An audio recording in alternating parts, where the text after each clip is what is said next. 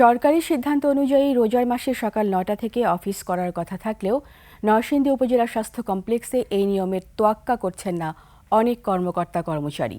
নির্ধারিত সময়ে কর্মস্থলে না আসায় ভোগান্তিতে সেবা গ্রহীতারা। নরসিংদীর প্রতিনিধি মাখন দাসের পাঠানো তথ্যচিত্রে দেখুন ডেস্ক রিপোর্ট।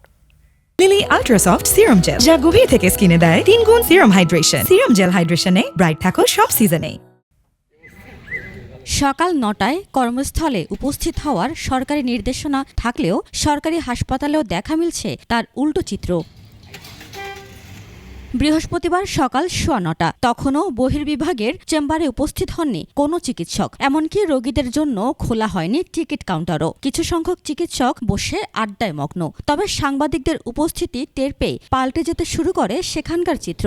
দ্রুতই নিজের কক্ষে পৌঁছান আবাসিক মেডিকেল অফিসার। তারা সবাই আসলে টিকিট দেওয়া 10 মিনিট বিলম্ব হওয়াতে তারা সবাই একটা রুমে বসেছিল।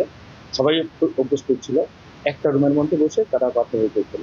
যখন টিকিট শুরু হয়েছে তখন তারা আসছে, তারা 10 মিনিট পর থেকে তারা নিজেদের রুমে চলে যায়। তাদের অনুপস্থিতিতে ভোগান্তিতে পড়ছেন সেবা নিতে আসা রোগী ও সেবা প্রার্থীরা। ফলে নিয়ম মেনে অফিস পরিচালনার দাবি তাদের। ডাক্তার দেখাতে আসলাম, ডাক্তার তো নাই, 10টার দিকে আসবে ডাক্তার, লেট হয় আসতে। আমরা তো এসে বসে রয়েছি। কোনো ডাক্তার 9টার সময় আসে না, সব ডাক্তার 10টার আগে। ডাক্তার 10টার দিকে হয়তো আসতে পারে। হ্যাঁ, মাঝে মাঝে তো আমি আসি, প্রায় 10টার দিকে আসি।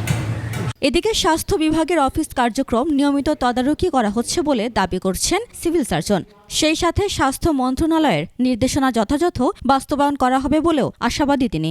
আমরা জাস্ট 9:30টায় পুরা হসপিটালগুলোর সিনারিও নেই, মায়োমেট্রিক হাজিরা নেই, কে লেট, মানে 9:30 বাজার পরে করলে লেটটা শুরু হয়ে যায়। এটা সারা নিয়ম অনুযায়ী সকাল ৯টা থেকে বিকেল 3:30 পর্যন্ত অফিস করার কথা থাকলেও সরকারি দপ্তরের অনেকেই মানছেন না এই নিয়ম। উপমা রায়, ডেস্ক রিপোর্ট, 21 টেলিভিশন।